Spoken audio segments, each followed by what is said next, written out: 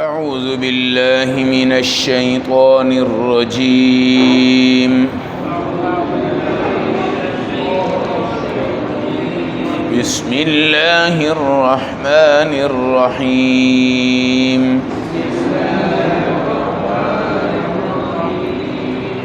اولم يروا ان اللہ الذی خلق السماوات والارض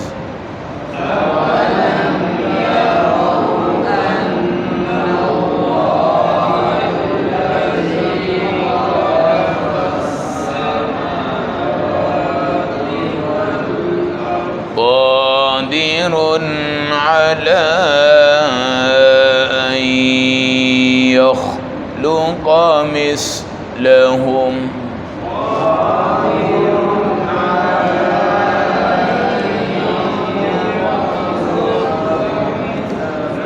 وجعل لهم أجلا لا ريب فيه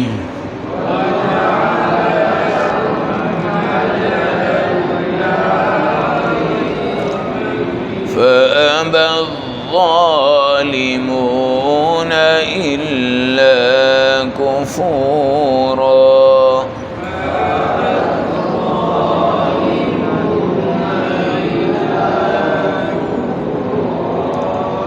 صدق اللہ العظیم.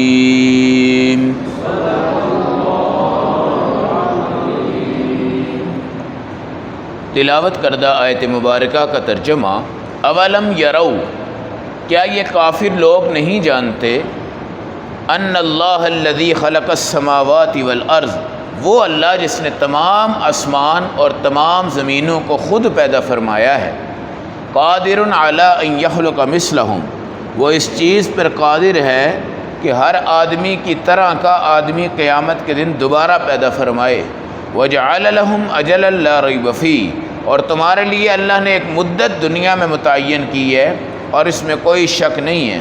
فابى الظالمون الا کفورا، ظالم صرف ناشکرے ہیں. آیت نمبر 99 پارہ نمبر 15 سورۃ بنی اسرائیل.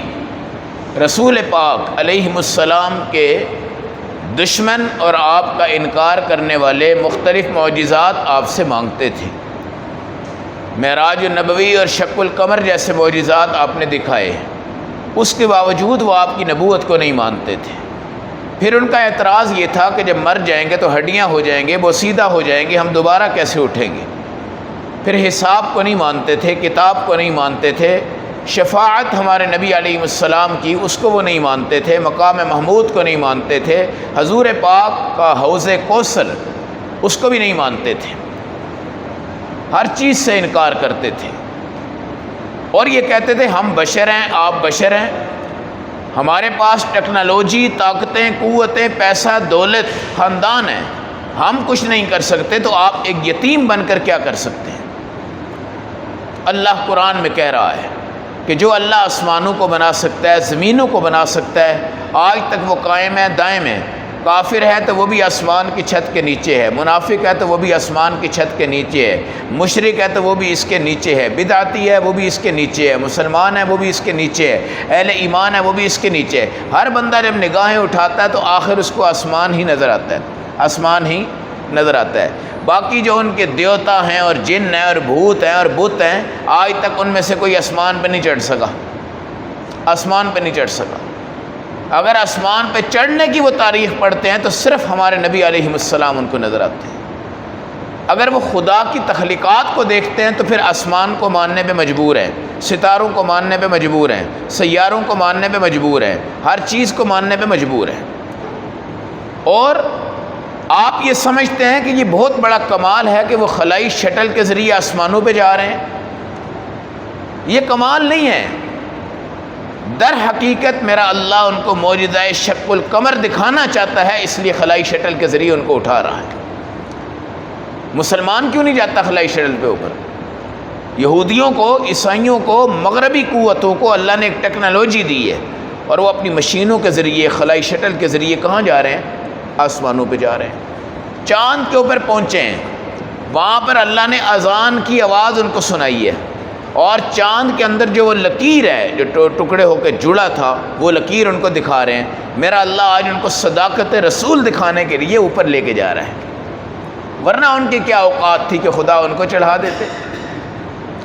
کوئی حیثیت نہیں تھی کہ اللہ ان پہ چاند پہ لے جاتے، ہرگز ایسا نہیں تھا، ہرگز ایسا نہیں تھا۔ یہ تمام چیزیں اللہ اپنے نبی علیہ السلام کی صداقت کے لیے ان کو دکھا رہا ہے اور بتا رہا ہے۔ اور پھر اللہ یہ کہتے ہیں نبوت اگر تمہارے اختیار میں ہوتی تو تم کبھی محمد صلی اللہ علیہ وسلم کو نبوت نہ دیتے، کبھی بھی نہ دیتے۔ یہ اللہ کے اختیار میں تھی، اس لیے اللہ نے حضور پاک علیہ السلام کو عطا فرمائی۔ اگر تمہارے اختیار میں ہوتی کہ تم نبوت کو بانٹتے، رسالت کو بانٹتے، تم کبھی اللہ کے نبی کو نبوت نہ دیتے اور رسالت بھی نہ دیتے۔ آج یہ امت ہے حضور پاک کی، اس امت کو کیا دے رہے ہیں؟ کافر کچھ بھی نہیں دے رہا، کچھ دے رہا ہے تو سود پہ دے رہا ہے، کچھ دے رہا ہے تو گروی پہ دے رہا ہے، کچھ دے رہا ہے تو ہمیں باندھ کے دے رہا ہے، زنجیروں میں ہمیں چکڑ کے دے رہا ہے۔ تو نبوت کس کے اختیار میں ہوتی ہے؟ اللہ کے اختیار میں۔ اور نبوت کو حاصل کرنا، اس کے لیے نماز، عبادت، تلاوت، جہاد، بھاگ دوڑ، دعوت و تبلیغ کا کام کرنا، ان کام کرنے سے یہ نبوت نہیں ملتی، محنت کرنے سے نبوت نہیں ملتی۔ آپ پوری رات عبادت کریں، پورا دن عبادت کریں، آپ 2 پاؤں پہ کھڑے ہو کر، 1 پاؤں پہ کھڑے ہو کر پوری زندگی گزار دیں، ساری کائنات سجدے میں چلی جائے، رکوع میں چلی جائے، اور اس ساری کائنات کا ثواب اللہ کسی ایک فرد کو عطا کر دے، پھر وہ فرد خدا سے کہے کہ مجھے اس کے بدلے میں نبوت چاہیے، نہیں مل سکتی۔ نبوت کا تعلق محنت سے نہیں ہے، محنت سے، جیسے آج کل کوئی جاہل طبقہ اٹھ کر آپ کو یہ کہہ دے کہ رسول پاک پہ قرآن 23 سال میں اترا ہے۔ کتنے سال میں؟ 23 سال۔ اور میں نے تو 2 سال میں حفظ کر لیے۔ وہ کہے جی میں نے 6 مہینے میں حفظ کر لیا۔ پھر رسول پاک نے قرآن نبوت کے بعد کتنے سال پڑھا ہے؟ 23 سال۔ ایک بندہ اس وقت 70 سال کا جو 50 مصلے سنا چکا ہو، وہ آپ کو کہے جی میری محنت تو زیادہ ہے، میں نے تو 50 مصلے قرآن کے سنا دیے ہیں، جی میں نے تو 50 سال روزے رکھے ہیں، حضور پاک نے نبوت کے بعد 23 سال روزے رکھے ہیں، 23 سال جہاد کیا ہے، 23 سال آپ نے قرآن پڑھا ہے، 23 سال آپ نے قرآن سنایا ہے، 23 سال آپ نے دعوت دی ہے، 23 سال آپ نے مکہ اور مدینہ اور یہ تمام زندگیوں کو گزارا ہے۔ اب یہ بندہ کہے جی میں نے 50 سال میں مکہ میں گزارا، مدینہ میں گزارا، قرآن سنایا، جہاد کیے، فلاں کیے، فلاں کیے، فلاں کیے، فلاں کیے، مجھے اوپر ہونا چاہیے، مجھے نہیں۔